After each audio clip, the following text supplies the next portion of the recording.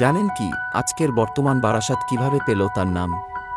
কিভাবে একটা নাম না জানা অপরিচিত অঞ্চল হয়ে উঠল একটা গোটা সভ্যতার মধ্যমণি? কিভাবে পরিণত হলো সদর বা শহরে? তাহলে গল্পটা বলি, শুনুন। বারাসাতের নামকরণ নিয়ে যথেষ্ট বিতর্ক থাকলেও যে কোটি কারণকে বারাসাতের নামকরণের জন্য যুক্তিযুক্ত ও উপযুক্ত বলে মনে করা হয় তা হল: প্রথমত, বারাসাত একটি আরবি শব্দ যার অর্থ হল এভিনিউ বা প্রশস্ত রাজপথ। কলকাতা থেকে বারাসাত পর্যন্ত যে প্রশস্ত রাজপথটি, যা যশোর রোড নামেও পরিচিত।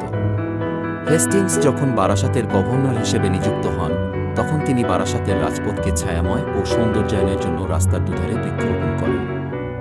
এবং মনে করা হয় এই প্রশস্ত রাজপথের থেকেই এই অঞ্চলটি ক্রমে বারাসাত নামে আত্মপ্রকাশ করে। দ্বিতীয়ত, জগৎ শেঠের পরিবারের 12 জন শেঠের মধ্যে একজন থাকতেন এই বারাসাতেই, যার নাম রামচন্দ্র শেঠ, যিনি হেস্টিংস এর আমলে যশোর রোডের ধারে নিজ ব্যয়ে বারাসাতবাসীর জলকষ্ট দূর করবার জন্য একটি পুকুর খনন করেন।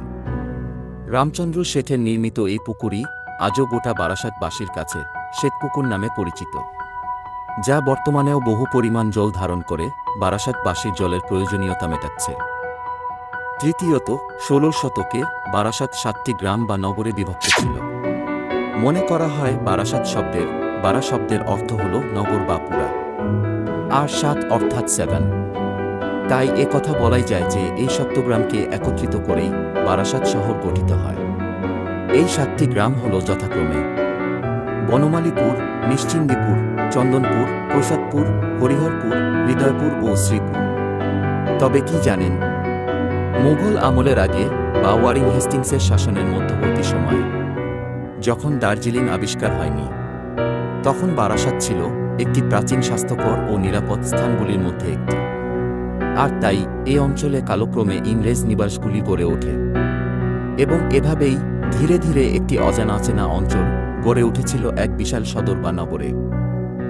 ভিডিওটি ভালো লেগে থাকলে লাইক করে একটু উৎসাহ দেবেন এবং ভিডিওটি যদি তথ্য সম্পন্ন হয়ে থাকে তবে আপনার পরিচিত ও বন্ধুবান্ধবদের শেয়ার করে ও চ্যানেলটি সাবস্ক্রাইব করে আমাদের পাশে থাকবেন। কমেন্ট করে ভিডিওটি আপনার কেমন লাগলো এবং আরও কী ধরনের ভিডিও আপনারা দেখতে ইচ্ছুক তা জানাতে কিন্তু ভুলবেন না। আমরা দ্য ভবঘুরে এক্সপ্লোরার সর্বদা সচেষ্ট থাকি আপনাদের ভালো ভালো সুন্দর ভিডিও উপহার দেওয়ার। আপনার দেওয়া উৎসাহ আমাদের ভবিষ্যতের অগ্রগতির পাথেও। ভালো থাকবেন, সুস্থ থাকবেন, আমাদের সাথে থাকবেন। নমস্কার।